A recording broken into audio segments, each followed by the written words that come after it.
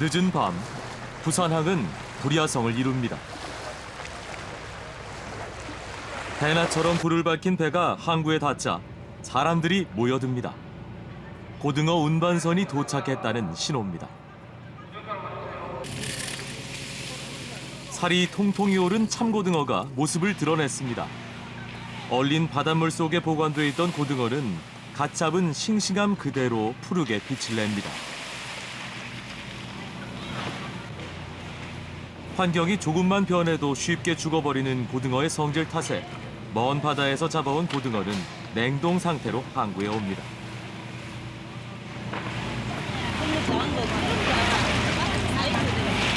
같은 사이즈대로 대중적으로 끊는 뭐 보고 할 수 있어요? 1번, 2번, 3번, 4번, 5번 사이즈별로 예.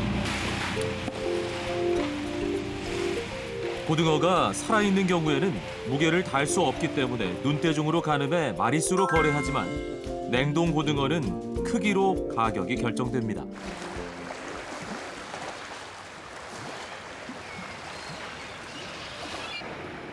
밤새 선별 작업이 끝났습니다. 이제 선별된 고등어를 경매에 붙일 차례입니다. 공매는 젖줄 156개. 공매는 젖줄 150. 워낙 물량이 많다 보니 경매에만 2시간이 넘게 걸리고 경매사들 또한 100여 명에 달하는 터라 정확하고 빠른 진행을 위해선 대놓고 수신호를 보내야 합니다.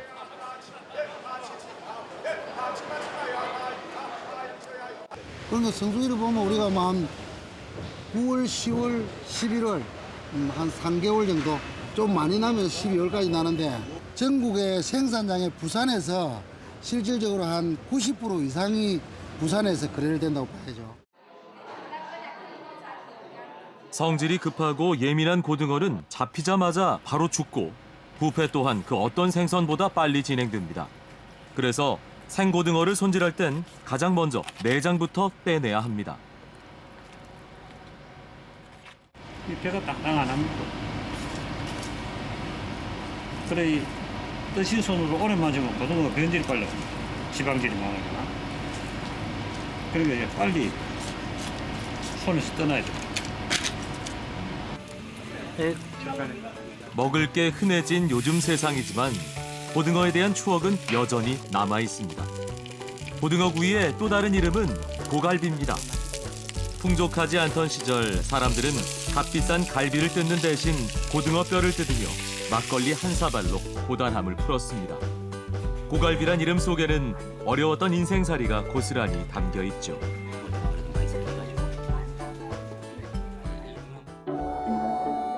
고등어는 예부터 흔하고 값이 싸 서민들 밥상에 효자 노릇을 해왔습니다.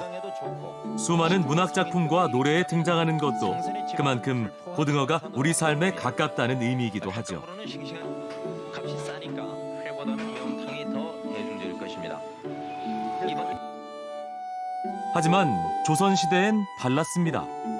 염고도어, 즉 자반고등어가 고종 황제의 제사에 쓰였다고 적혀 있습니다. 궁중 제사에 오를 정도로 귀한 대접을 받았던 거죠. 경상북도 안동에서는 고등어가 여전히 대접받고 있습니다.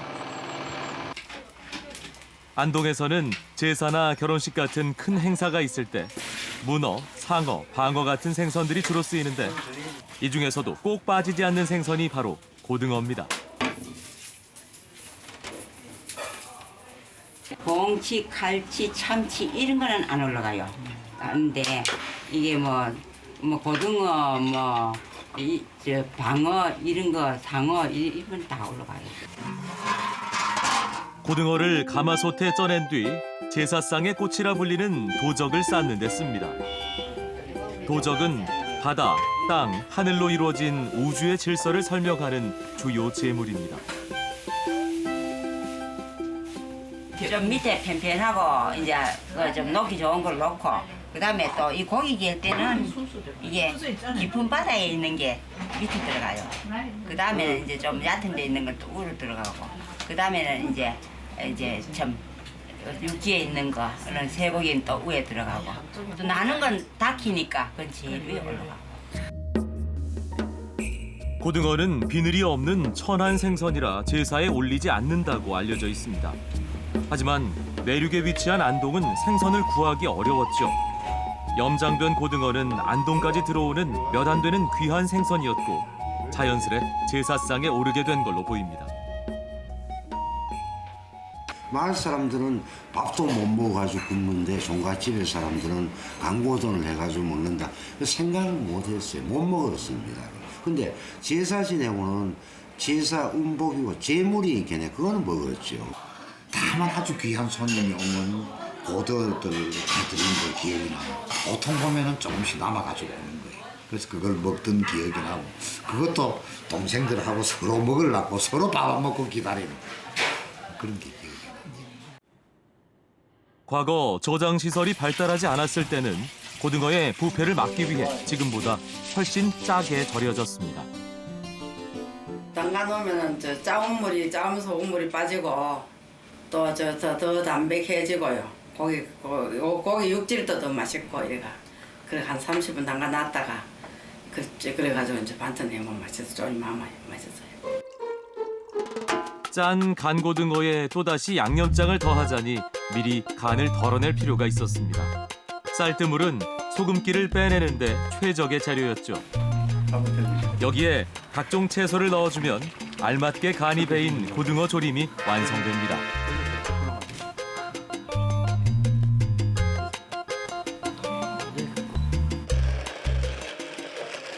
이거 이제 고등어를 뭐 한 마리요 머리째로 공지째로 삶아가 쪄가지고요.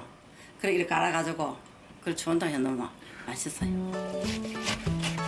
축났던 원기를 보충해 주었다는 서민들의 보양식 간고등어탕.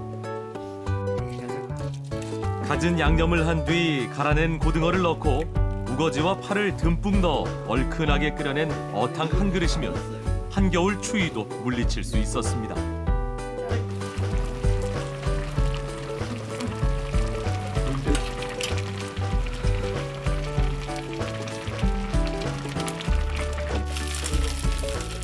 기름이 제대로 오른 고등어를 구울 땐 방식이 있습니다.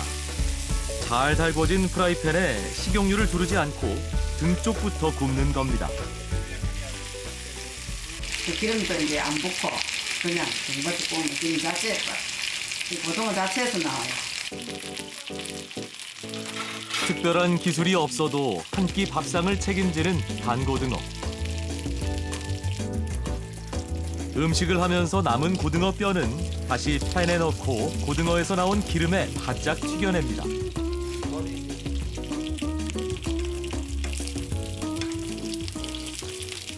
가식은 그래가 겁이 났는데 근데 튀겨 먹으면 맛있어요. 그래 하나도 버릴 게 없어요. 이거는 머리하고 공지하고 뼈하고 다 먹어요. 뼈 하나도 함부로 버리지 않았던 알뜰함이 만들어낸 반찬입니다.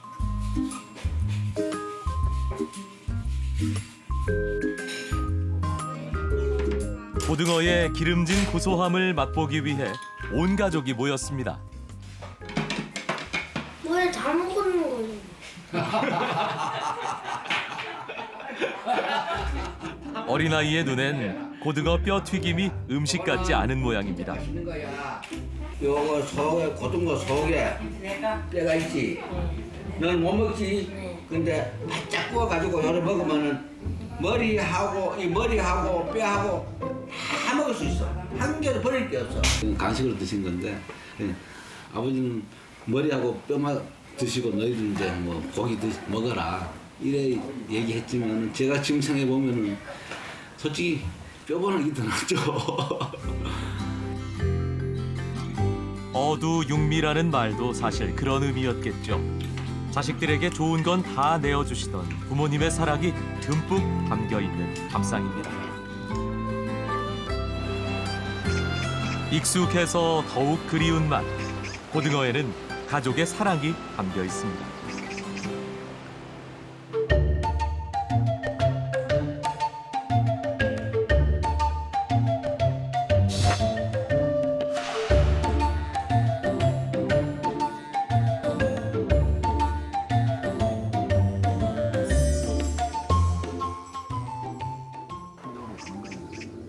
산처럼 흔들림 없고 물처럼 변함없는 선비의 숨결이 살아있는 영주. 이곳엔 소박하지만 정갈한 선비의 밥상이 차려집니다.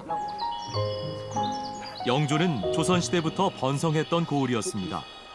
그러나 15세기 이곳으로 유배온 금성대군의 단종 복위운동이 실패로 끝나면서 영주의 영화는 순식간에 핏빛으로 물들게 됩니다.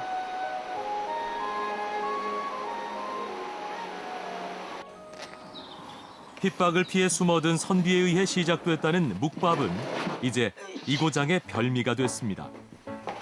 쌀 구경하기 힘들었던 시절 척박한 산자락에서도 잘 자라던 메밀은 삶의 버팀목이 되어줬습니다.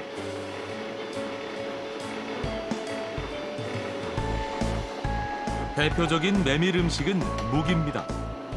빻은 메밀가루를 물에 부어 차에 걸으면 묵수기가 시작되죠. 묵물을 내기 위해선 일일이 손으로 휘저어야 합니다. 게다가 성긴 채에 한 번, 고운 보자기에 한 번 더 걸러내야 깨끗한 묵을 얻을 수 있습니다. 고생스런 과정의 반복이죠. 이게 뻑뻑해서 안 나오잖아요, 봐요. 이게. 그래서 이거 다 내려가지고 또 막지 또 지대에 짜가지고 그렇게 하기 때문에 1시간 넘게 걸려요.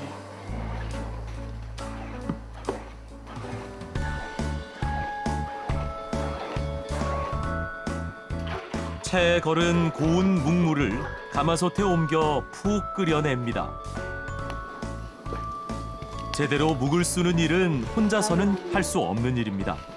눕지 않게 젓는 일도 중요하고 타지 않게 불을 조절하는 일도 관건입니다.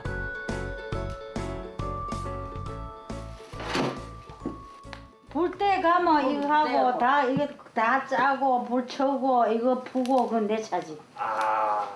할머니 저만 주면 고마이래. 그 계속 돼. 안 주면 눌러서 막. 타서 안 돼. 분명 고되지만 사라지면 안 될 기술. 핍박받던 선비의 음식은 전통이 돼 대물림됐습니다. 묵물이 걸쭉해질 때쯤 소금을 넣고 뜸들이기를 시작합니다. 은근한 불에 30여 분 뜸을 들이면 탄력이 듭니다. 밖에 내놓고 하룻밤을 보내면 메밀묵이 완성됩니다. 푸짐하게 채 썰어 훌훌 말아먹는 묵밥. 원래 메밀묵밥은 육수가 없는 음식이었습니다. 후대 사람들이 차가운 메밀묵을 뜨거운 물에 덮여 양념장과 조밥을 넣어 비벼 먹었던 것이 오늘날의 메밀묵밥이 됐죠. 세월이 더해져 음식도 조금씩 변해갑니다. 이 한상에 영주 선비들의 통한의 역사가 고스란히 담겨 있습니다. 또 척박했던 그 시절을 버텨낸 영주 사람들의 질곡 깊은 삶도 대변합니다.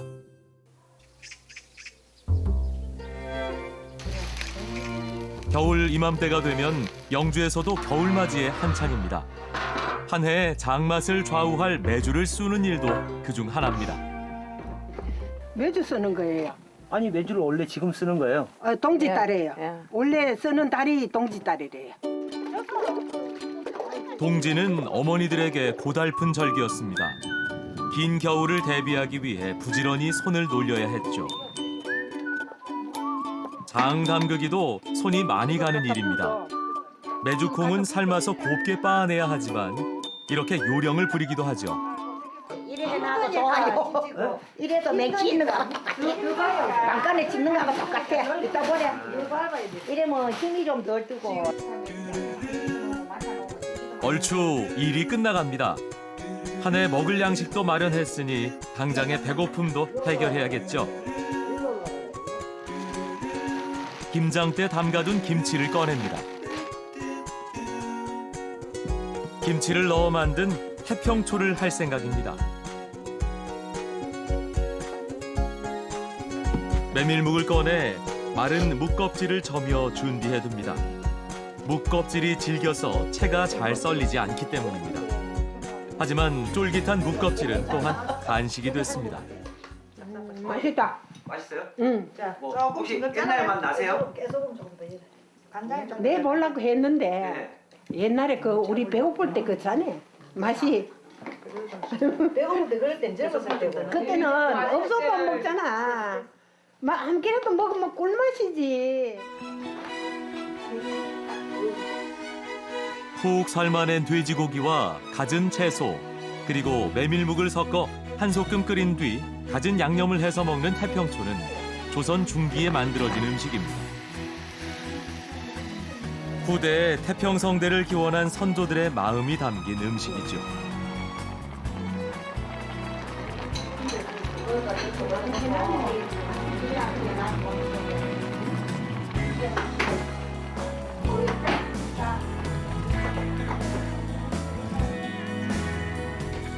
조선시대 4대 사화가 끝나고 글 읽는 소리가 끊겼던 영조지만 선비들은 음식 하나에도 나라를 걱정하는 마음을 담아냈습니다. 먹는 것이 곧 그 사람이라고 생각했던 선비들. 밥상 하나에도 영주의 선비 정신이 흐르고 있습니다.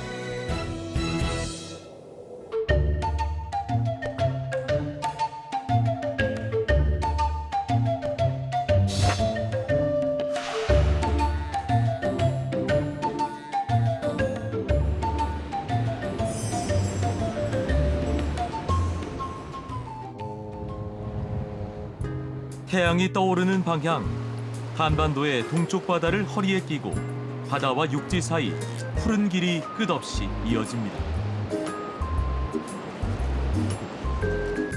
여기는 경상북도 영덕입니다. 늦은 오후 호구의 일상이 시작됩니다. 대게잡이 배가 출항했습니다. 늦은 시간 조업을 나서는 데는 이유가 있습니다. 평소에는 몇 시에 출항을 하세요?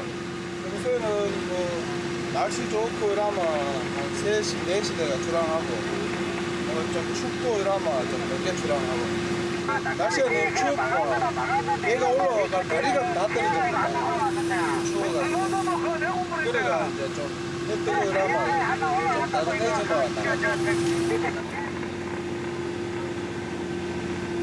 연안에서 소형 어선이 잡는 대게는 그만합니다. 명성처럼 큼지막한 대게를 잡으려면 대형 어선을 타고 일주일씩 먼 바다로 나가야 합니다. 대게는 바다에 그물을 쳐서 잡습니다. 대게가 몰려있는 장소를 찾는 것이 선장의 능력입니다. 그물을 감아 올리기 시작하자 주인공인 대게가 가득 올라옵니다. 대게를 다룰 때는 도자기를 다루듯 신중에 신중을 거듭해야 합니다. 실처럼 엉킨 그물을 벗겨내다가 다리 한 짝이라도 떨어지면 박달 대게라도 제값을 못 받기 때문입니다.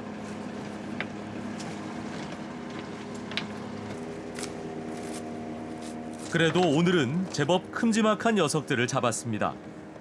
그물에서 떼어낸 대게는 수백여 마리. 하지만 잡은 걸 다 가져갈 수는 없습니다.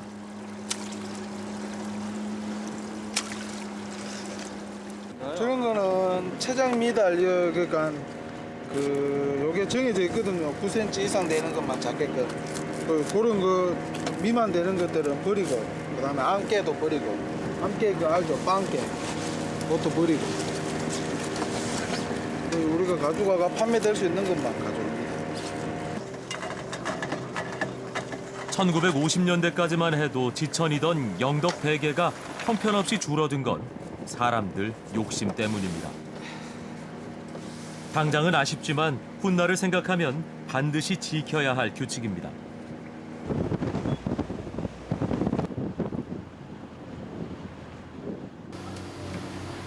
어부의 눈에 가장 잘생긴 대게는 아마도 가장 큰 놈이겠죠.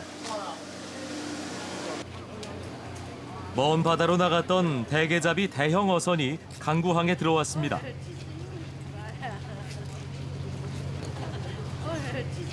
배가 들어오면 즉석에서 경매가 벌어집니다. 다들 큼지막한 영덕 대게를 기다리고 있었던 거죠. 좋은 대게를 차지하기 위한 소리 없는 경쟁이 치열하게 벌어집니다.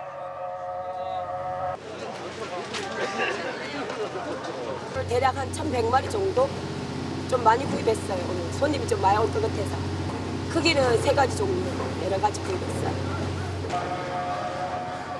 청게는 너도 대게라고 불립니다. 너도 대게냐란 의미랍니다. 생김새가 대게와 비슷하지만 교잡종이기 때문이죠. 홍게의 정식 명칭은 붉은 대게입니다. 대게보다 깊은 바다에 살아서 껍질도 단단하고 색깔도 대게보다 훨씬 붉습니다. 분홍빛으로 윤기가 나는 이 녀석이 박달대게입니다. 최고의 대접을 받는 녀석이죠. 대게라고 다 귀한 대접을 받는 건 아닙니다. 상품 가치가 없는 녀석들은 대게를 잡느라 수고했던 어민들의 밥상에 오릅니다. 팔아봐야 특별히 이문을 남길 것도 없으니 먹는 게 남는 거죠.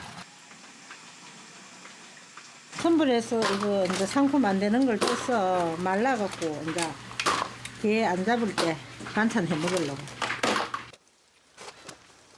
대게잡이도 금어기가 있습니다. 매년 6월부터 5개월 동안이죠. 그때도 대게를 맛보기 위해 영덕에서는 대게를 장기간 두고 먹을 수 있는 방법이 다양하게 개발되어 왔습니다. 20일 정도 좀 말라야 바짝 말라요. 그 대표적인 것이 해각포라 불리는 말린 대게입니다. 판매가 어려운 대게들로 만들기 때문에 다리 부분만 잘라내서 말리기도 하고 통째로 말리기도 합니다. 먹는 사람 마음대로죠. 처음에는 이게 뭔지 몰랐어요. 이렇게 생긴 게 그러니까 요 위에 거만 이렇게 딱 모아가지고 이렇게 있었거든요. 그러니까 이게 처음에 개인지는 몰랐어요. 근데 나중에 이제 들어보니까 이게 되게 말렸다가 이제 왜 집에 다리게 못 쓰는 게 있잖아요. 살 없고 이러는 거 상품 안 되는 거 그런 거 이제 말렸다가 나중에 이제 엄마가 따로 이렇게 빼가지고 이제 애기들하고 먹으라고 이제 주더라고. 그래서 이제 알았죠. 이렇게 말린 대게는 다양하게 즐깁니다. 주머니에 넣고 다니며 주전부리로 먹기도 하고 적당히 불린 후 참기름에 볶아서 죽을 끓이기도 합니다.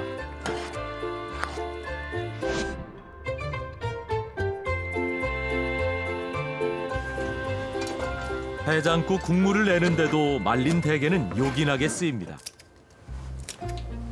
북어나 황태 대신 맑은 탕을 끓일 때 해각포를 넣는데요.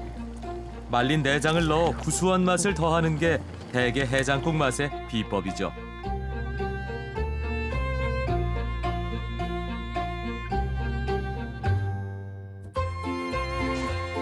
대게는 타우린과 키토산 그리고 핵산이 들어있는 대표적인 저칼로리 영양식입니다.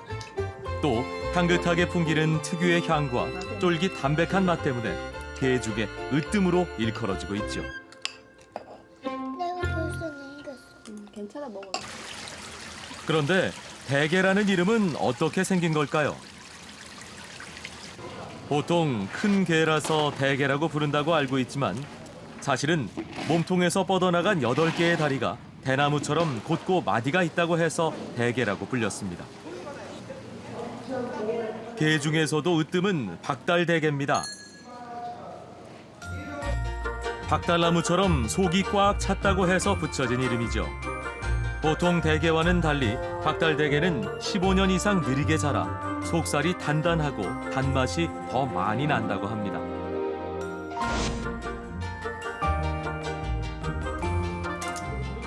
대게는 대부분 찜으로 쪄서 먹지만 회로 즐기는 방법도 있습니다. 대게 힘줄을 조심스럽게 잘라내고 껍질을 제거한 뒤 속살을 생채로 즐기는 거죠.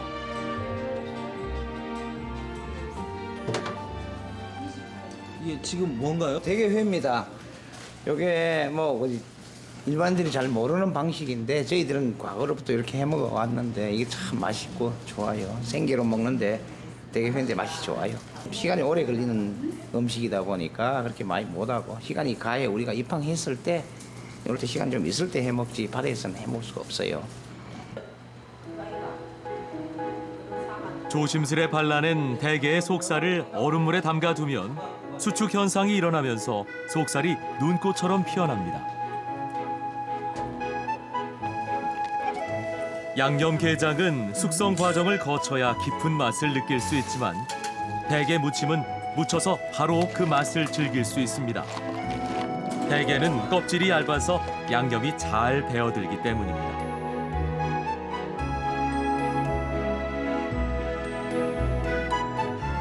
영덕 대게를 찜으로만 맛봤다면 영덕 토속민들이 즐기는 대게의 색다른 맛을 느껴보는 건 어떨까요?